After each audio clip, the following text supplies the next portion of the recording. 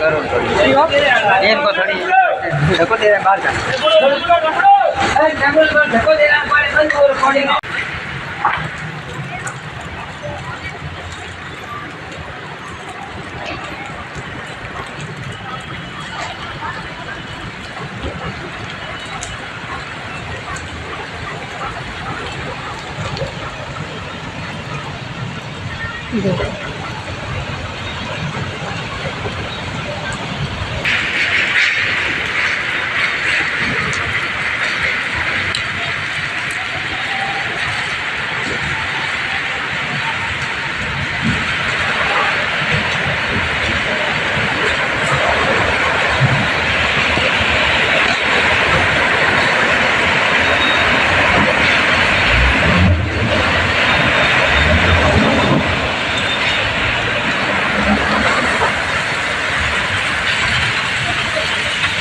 बारिश अभी तो कल शाम से बारिश चल रही है।